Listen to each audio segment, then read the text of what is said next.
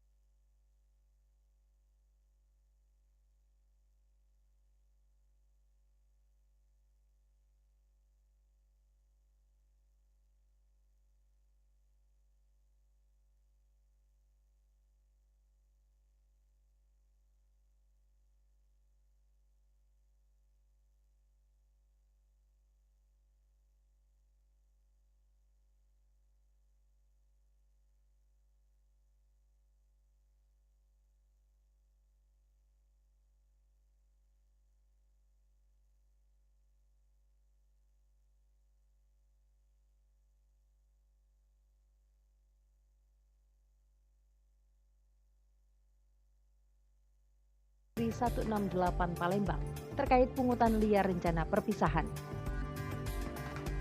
Kerusuhan terjadi di Lembaga Pemasyarakatan Narkotika Muara Beliti, Kabupaten Musirawas, diduga akibat overkapasitas. Informasi tadi, sejumlah informasi lainnya juga akan kami hadirkan untuk edisi hari ini, Jumat 9 Mei 2025. Saya Tata Edin, sinilah berita selengkapnya.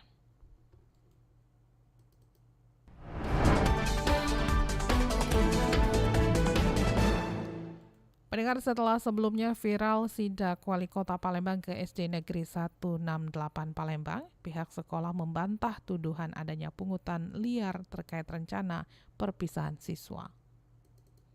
Pihak Sekolah Dasar Negeri 168 Palembang akhirnya angkat bicara terkait isu pungutan liar atau pungli yang ramai dibicarakan setelah video inspeksi mendadak atau sidak oleh Wali Kota Palembang Ratu Dewa viral di media sosial. Pihak sekolah pun menegaskan tidak pernah menginstruksikan ataupun mengelola pengumpulan dana yang disebut-sebut untuk acara perpisahan siswa.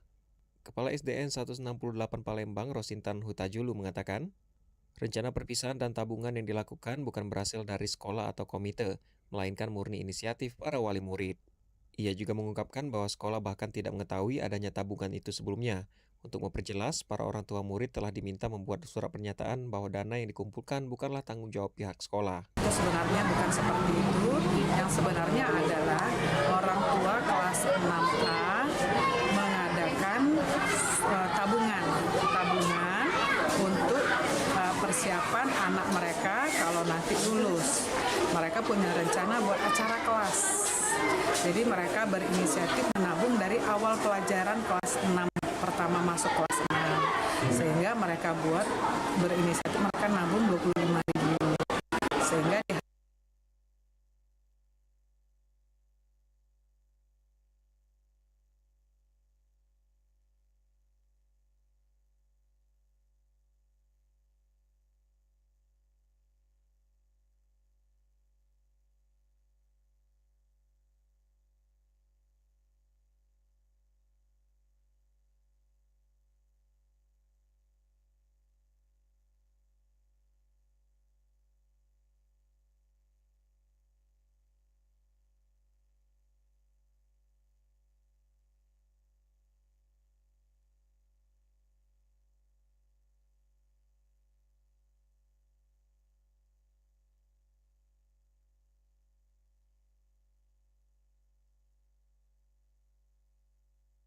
Pihak Sekolah Dasar Negeri 168 Palembang akhirnya angkat bicara terkait isu pungutan liar atau pungli yang ramai dibicarakan setelah video inspeksi mendadak atau sidak oleh Wali Kota Palembang Ratu Dewa viral tidak pernah menginstruksikan ataupun mengelola pengumpulan dana yang disebut-sebut untuk acara perpisahan siswa. Kepala SDN 168 Palembang Rosintan Hutajulu mengatakan, rencana perpisahan dan tabungan yang dilakukan bukan berasal dari sekolah atau komite, melainkan murni inisiatif para wali murid. Ia juga mengungkapkan bahwa sekolah bahkan tidak mengetahui adanya tabungan itu sebelumnya. Untuk memperjelas, para orang tua murid telah diminta membuat surat pernyataan bahwa dana yang dikumpulkan bukanlah tanggung jawab pihak sekolah. Itu sebenarnya bukan seperti itu. Yang sebenarnya adalah orang tua kelas 6A mengadakan tabungan untuk persiapan anak mereka mereka kalau nanti lulus. Mereka punya rencana buat acara kelas. Jadi mereka berinisiatif menabung dari awal pelajaran kelas 6, pertama masuk kelas 6. Sehingga mereka berinisiatif mereka nabung 25.000. Sehingga diharapkan selama 10 bulan belajar mereka tertampung 250.000. Pihak sekolah pun berharap klarifikasi ini dapat meluruskan kesalahpahaman yang terjadi dan juga menegaskan komitmennya untuk mematuhi aturan serta menjaga transparansi dalam kegiatan pendidikan. Dari Jalan Radio, Heru Rizky dari Palembang terus mengudara untuk Indonesia.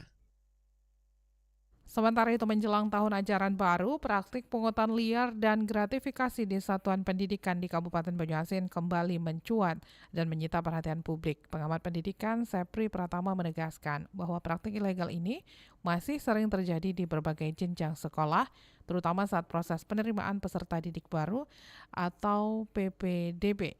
Menurut Sepri, oknum di sekolah sering memanfaatkan momentum PPDB dengan modus sumbangan pakaian seragam, biaya pembangunan, hingga uang titipan yang dijanjikan dapat meloloskan anak ke sekolah negeri favorit. Kondisi ini menurutnya memicu orang tua berlomba-lomba memasukkan anak mereka ke sekolah favorit, bahkan dengan cara menitipkan nama atau memberikan gratifikasi kepada panitia penerimaan. Praktik semacam ini menurutnya paling sering terjadi di kawasan padat penduduk seperti Kecamatan Talang Kelapa yang hanya memiliki sedikit pilihan sekolah negeri. Selama ini, itu setiap kali penerimaan murid baru, pasti fenomena yang istilahnya pakai duit itu pasti ada. Pasti ada dengan modus-modus uang baju, sumbangan, duit pembangunan, infak, itu pasti ada. Sepri juga menyoroti lemahnya pengawasan. Ia menilai Dinas Pendidikan Banyuasin bersikap pasif dan hanya bertindak jika ada laporan masyarakat. Untuk mengatasi masalah ini, Sepri mendesak pemerintah Kabupaten Banyuasin segera menambah jumlah sekolah negeri, khususnya di daerah padat penduduk.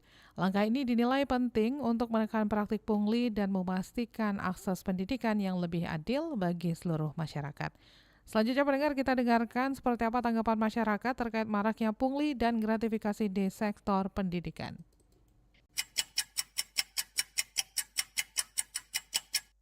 Saya Roni dari Pelaju. Kasus-kasus kecurangan yang ditemukan menunjukkan bahwa pengawasan dalam seleksi masih sangat lemah. Jika ini terus dibiarkan, kepercayaan masyarakat terhadap sistem pendidikan bisa terganggu. Harapan saya, semoga Hari Pendidikan Nasional menjadi momentum untuk evaluasi dan perbaikan agar sistem seleksi lebih bersih, tegas, dan menjunjung tinggi integritas. Perkenalkan, saya Mariska dari Kenten Laut. Kecurangan dalam ujian masuk perguruan tinggi sangat merusak prinsip keadilan. Ketika sistem seleksi bisa dimanipulasi, maka kesempatan yang adil bagi semua peserta menjadi hilang. Semoga ke depan sistem seleksi masuk perguruan tinggi bisa diperbaiki dengan lebih transparan, adil, dan ketat. Harapannya, semua peserta memiliki kesempatan yang setara berdasarkan kemampuan mereka, bukan faktor lain. Saya David dari Bukit. Peringatan Hari Pendidikan Nasional seharusnya menjadi momen refleksi bersama untuk meneguhkan kembali nilai-nilai dasar pendidikan seperti kejujuran dan keadilan. Temuan kasus kecurangan dalam ujian masuk perguruan tinggi negeri mencederai integritas sistem seleksi dan merusak kepercayaan publik terhadap institusi pendidikan. Oleh karena itu, sudah saatnya pemerintah dan lembaga pendidikan bertindak tegas dan akuntabel dalam menangani pelaku serta jaringan kecurangan, sekaligus melakukan evaluasi menyeluruh terhadap sistem seleksi agar lebih transparan dan adil. Partisipasi aktif seluruh pemangku kepentingan, termasuk kampus, siswa, orang tua, dan masyarakat sangat dibutuhkan untuk menjaga marwah pendidikan nasional dan memastikan bahwa masa depan bangsa dibangun oleh generasi yang berintegritas.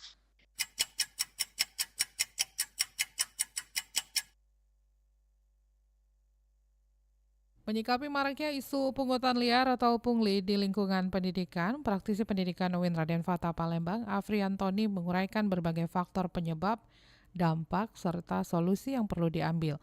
Kita simak dalam wawancara RRI bersama praktisi pendidikan Afri Antoni yang dipandu oleh reporter RRI Muhammad Irfan.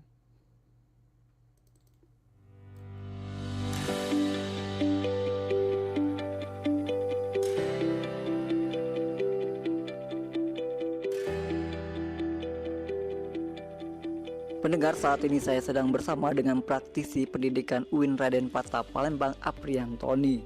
Sebenarnya kalau masalah pungli ini yang paling menonjol itu kan banyak dari pungutan dari pihak sekolah, orang tua ketika akan memasukkan anaknya ke sekolah, itu biasanya seperti itu. Ada yang resmi, kemudian ada yang sifatnya wajib, kan? Kadang-kadang sifatnya wajib itu ya susah juga kita pembayaran untuk suatu kegiatan wajib seperti studi tour atau apa kan bilang pungli atau bukan kan kadang-kadang memberatkan orang tua, atau pembayaran untuk fasilitas tertentu lah yang harusnya tadi gratis dan lain sebagainya. Jadi kalau kita tengok sih banyak sih jenis-jenisnya itu. Nah cuman yang dimaksud seperti apa gitu kan? Apakah pungli tidak resmi di luar ketentuan pemerintah kan? Kalau tidak resmi kan memang betul-betul permainan di belakang kan, atau sumbangan yang sifat wajib, atau pembayaran untuk fasilitas tertentu yang tadinya gratis malah harus bayar. Saya lihat dari perspektif yang ada di sekolah. Iya. Baik Pak Apriantoni, saat ini kan kita tahu juga perpisahan sekolah itu kan kita juga akan mengadai perpisahan sekolah. Itu kan pasti juga Pak, memberatkan orang tua ya Pak. Tanggapan Pak Apriantoni seperti apa Pak? Ya, di beberapa daerah kan mungkin yang sudah lagi tidak menyelenggarakan wisuda, yang lain-lainnya kan sudah menyelenggarakan itu. Kalau seandainya itu kan termasuk kategori yang saya sebut tadi. Jadi ada 3 kategori fungsi yang tidak resmi di luar ketentuan pemerintah.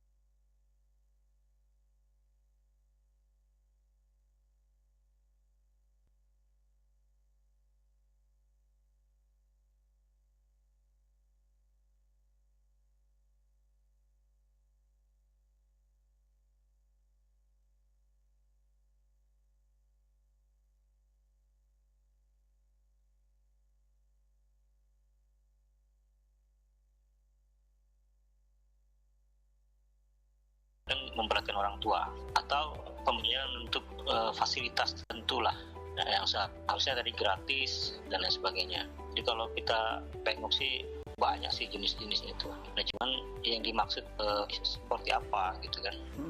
Apakah pungli tidak resmi di luar ketentuan pemerintah kan? Kalau tidak resmi kan memang betul-betul permainan di belakang kan, atau sumbangan yang sifat wajib, atau pembayaran untuk fasilitas tertentu yang tadinya gratis malah harus bayar. Saya lihat dari perspektif yang ada di sekolah.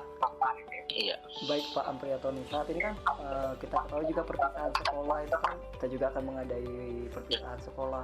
Itu kan pasti juga Pak, memberatkan orang tua ya Pak. Tanggapan Pak Apriantoni seperti apa Pak?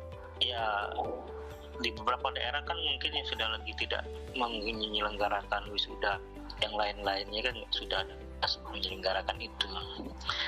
Kalau seandainya itu kan termasuk kategori yang saya sebut tadi. Jadi ada 3 kategori fungsi yang tidak resmi di luar ketentuan pemerintah, sumbangan yang bersifat wajib, kemudian pembayaran untuk jasa tertentu yang merupakan fasilitas sekolah. Itu juga bagian daripada pungli itu sendiri. Nah maksud saya, kalau yang kategori sering dijadi persoalan itu adalah sumbangan yang sifatnya wajib seperti ya wisuda atau pembelian buku, pembelian apa dan lain sebagainya. Itu yang jadi persoalan di sekolah itu kayak gitu. Baik Pak Apriantoni, saat ini apa sih Pak dampak jangka panjang yang Pak dalam praktek bisa dibilang pungutan ataupun pungli ini Pak, atau seperti pemberian hadiah kepada kepala sekolah Yang pertama sebenarnya transparansi anggaran saja itu. Jadi dana sekolah itu harus bersifat transparan, terpublikasi dengan baik kan. Sekarang ini kan misalnya pelaksanaan RPS, misalnya rencana anggaran pendapatan sekolah, kan itu harus betul-betul dilaksanakan dengan baik. Misalnya akuntabilitas dana pos seperti itu. Jadi orang tua bisa melihat, menilai dan sebagainya.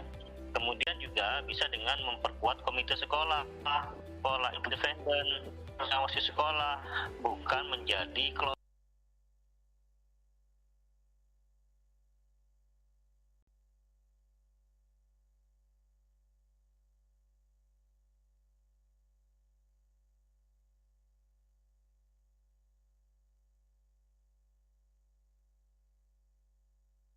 transparansi anggaran saja itu. Jadi dana sekolah itu harus bersifat transparan, terpublikasi dengan baik kan. Sekarang ini kan misalnya pelaksanaan RPS, misalnya rencana anggaran pendapatan sekolah, kan itu harus betul-betul dilaksanakan dengan baik. Misalnya akuntabilitas dana pos seperti itu. Jadi orang tua bisa melihat, menilai dan sebagainya. Kemudian juga bisa dengan memperkuat komite sekolah independen, mengawasi sekolah, bukan menjadi kloni. Apa istilahnya itu? Klon itu ya bagian daripada ketua sekolah, kepala sekolah, seperti itu. Jadi harus ditegaskan itu. Jadi yang paling penting itu bagaimana terjadi anggaran sekolah itu terbuka dan lain sebagainya.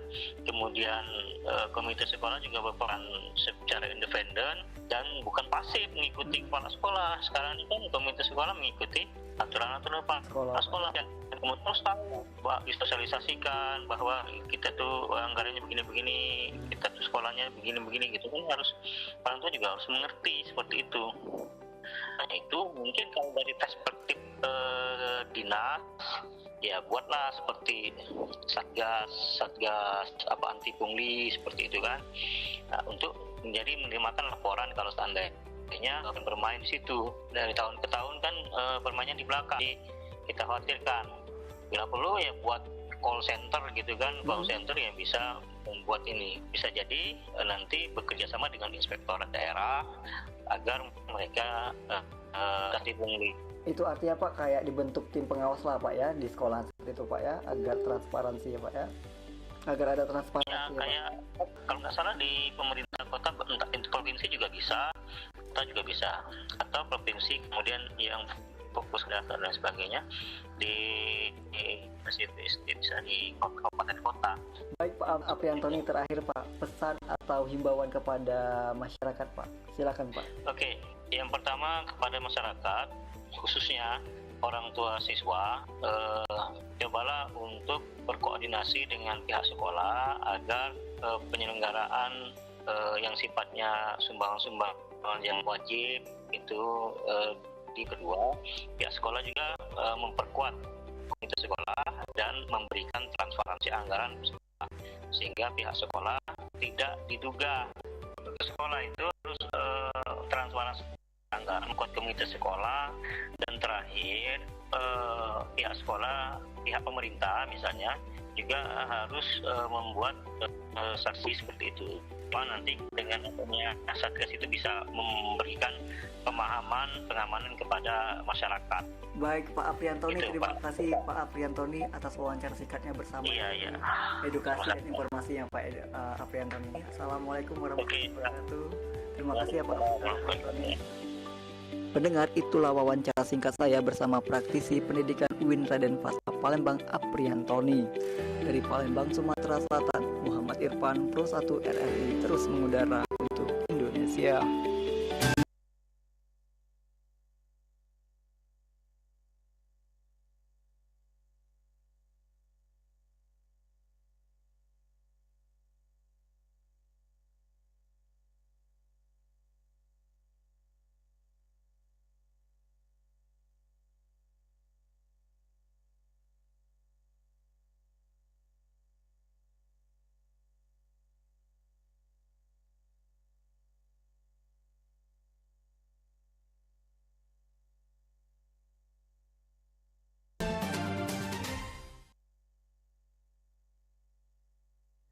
Kami sampaikan informasi lainnya, pendengar. Kerusuhan terjadi di Lembaga Pemasyarakatan Lapas Narkotika Muara Bliti, Kabupaten Musirawas.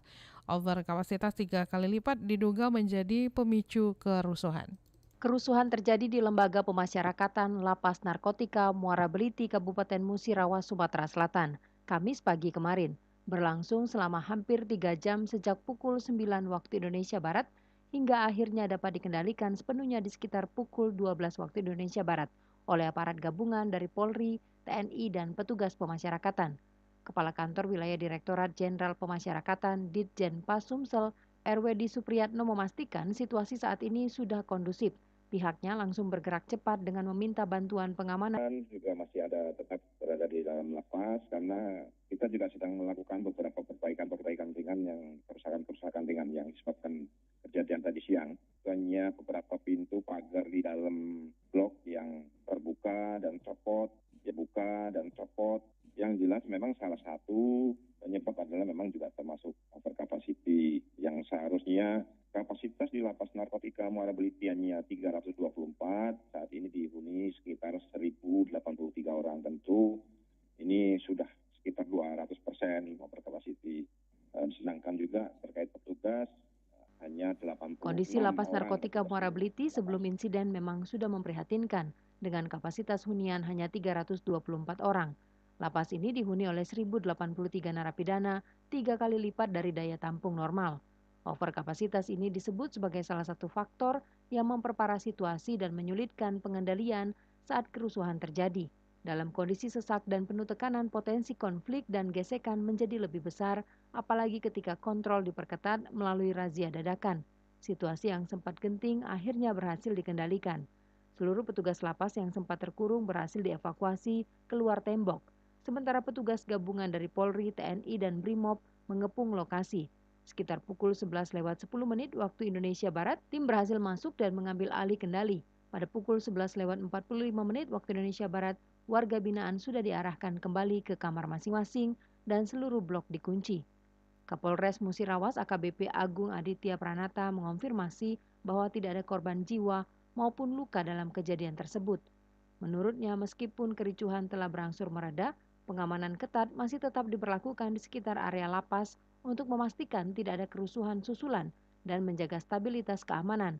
Personil yang dikerahkan diperkirakan akan terus bertambah seiring dengan kebutuhan di lapangan.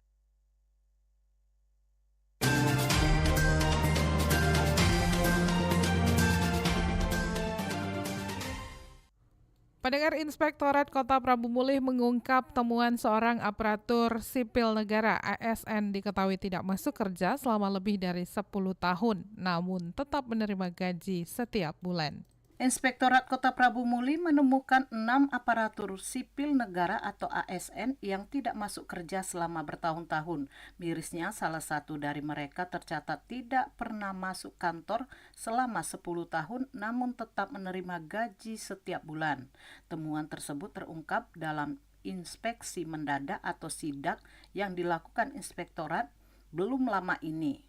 Kepala Inspektorat Kota Prabu Mulih Indra Bangsawan mengatakan ke-6 ASN tersebut berasal dari lingkungan Dinas Pendidikan dan sejumlah kelurahan.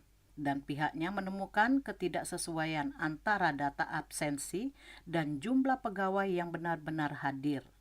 Dari sana pihaknya menindaklanjutkan dengan sidak berdasarkan laporan awal yang diterima dari Organisasi Perangkat Daerah atau OPD terkait yang merasa ada kejanggalan dalam jumlah pegawai yang aktif. Saat diverifikasi, barulah terungkap bahwa 6 ASN sudah lama tidak masuk kantor namun tetap tercatat sebagai pegawai aktif dan menerima gaji. Mereka OPD ini sudah membuat kesimpulan. Kesimpulan itu sudah diserahkan ke BKPSDM. BKPSDM akan menindaklanjuti dan sudah ditindaklanjuti. Kan keputusan akhirnya di wali kota. Memang dari dinasnya itu ada satu kesimpulan setelah bentuk tim, ada keputusan dari dinas diarahkan ke BKPSDM. BKPSDM sekarang lagi menindaklanjuti kan untuk dibawa ke Bapak Wali Kota.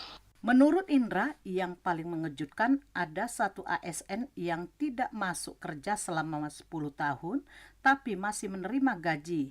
Hal ini merupakan pelanggaran yang sangat serius. Untuk mendalami kasus tersebut, pihaknya telah membentuk tim khusus. Tim tersebut akan menyelidiki alasan ketidakhadiran para ASN, termasuk memverifikasi klaim sakit yang diajukan oleh salah satu dari mereka. Pihaknya masih menunggu arahan dan keputusan dari wali kota untuk langkah selanjutnya. Lamsi Hersiltonga melaporkan.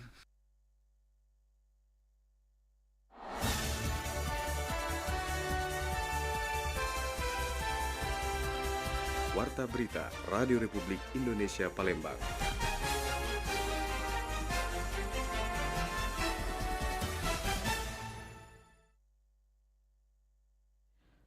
Pendengar, kami sampaikan informasi selanjutnya.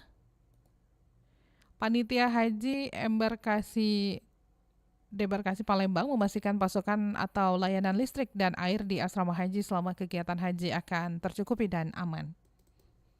Panitia Haji Embarkasi Debarkasi Palembang memastikan semua layanan di asrama haji Palembang akan berjalan maksimal hingga kepulangan seluruh jemaah calon haji nanti. Hal tersebut diungkapkan Ketua Pengurus Asrama Haji Embarkasi Debarkasi Palembang Ahmad Yani. Menurutnya hingga saat ini belum ditemukan kendala yang begitu berarti berkaitan dengan pelayanan seluruh jemaah calon haji di Asrama Haji Palembang.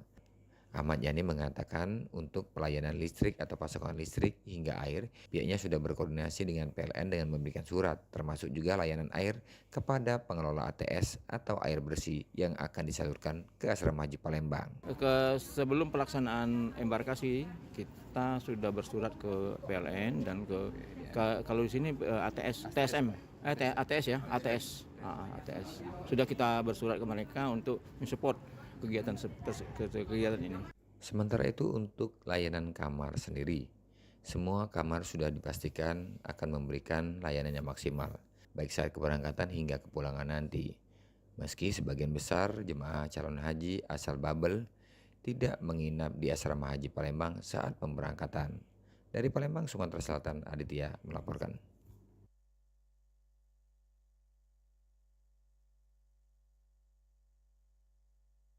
Pendengar, sebelum kita akhiri warta berita pagi ini, kami hadirkan cek fakta untuk Anda. Saya mengajak kepada kita semuanya untuk berani dan melawan yang namanya hoax. Jangan takut, jangan ragu. You have to speak up. Kalau jelas-jelas ini informasinya nonsens, nggak masuk. Itu hoax. Kalau pemerintah sudah bilang versi pemerintah itu hoax, ya dia hoax. Cek fakta. Cek fakta. Cek fakta. Cek fakta.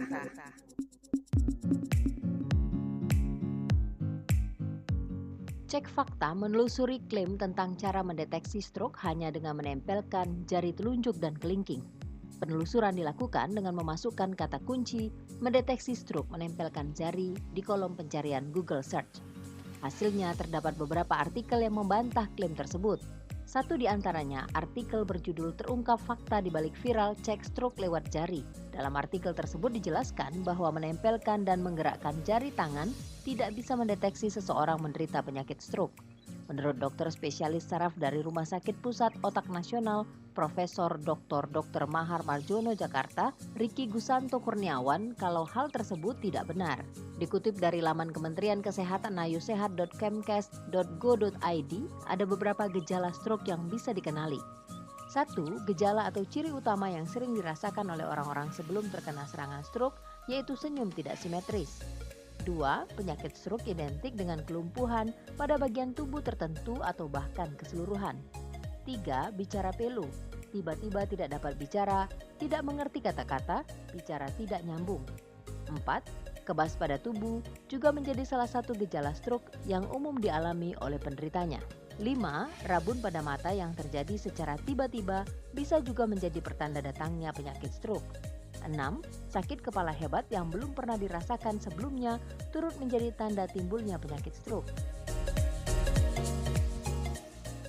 Kesimpulan, klaim tentang cara mendeteksi stroke dengan menempelkan jari telunjuk dan kelingking ternyata tidak benar. Faktanya, Kedua hal tersebut tidak ada kaitannya.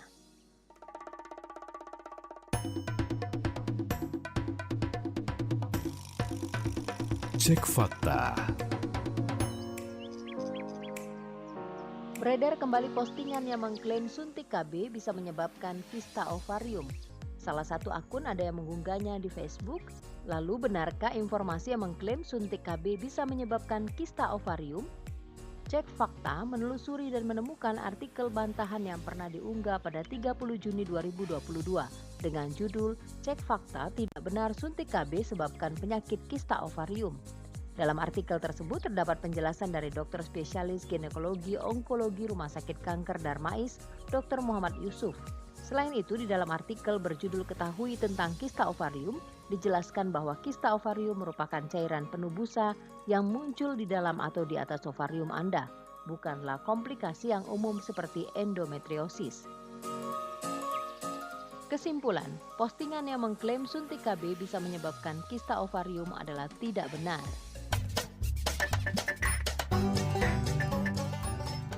Cek Fakta.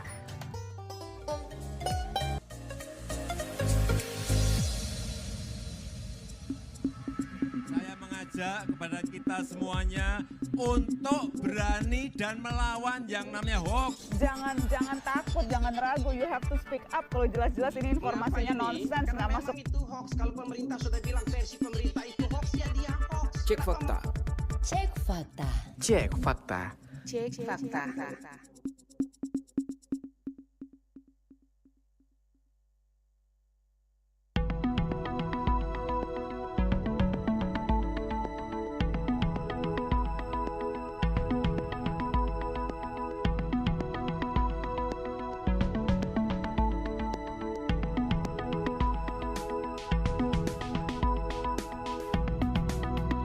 Pendengar informasi tadi sekaligus mengakhiri Warta Berita pagi ini. Sebelum berpisah kami sampaikan kembali topik berita aktual pagi ini diantaranya. Viral sidak Wali Kota Palembang ke SD Negeri 168 Palembang terkait pungutan liar rencana perpisahan. Kerusuhan terjadi di Lembaga Pemasyarakatan Lapas Narkotika Muara Bliti, Kabupaten Musirawas diduga akibat over kapasitas. Informasi lainnya dapat Anda akses melalui website kami di rri.co.id dan WhatsApp channel RRI Palembang. Kami juga membuka ruang aspirasi bagi Anda untuk menyampaikan sejumlah persoalan dan peristiwa yang berada di sekitar Anda melalui line WhatsApp dan juga SMS di 0821 7927 9090. Mewakili kerabat kerja yang bertugas, saya Tata Edins mengucapkan terima kasih atas perhatian Anda. Selamat pagi.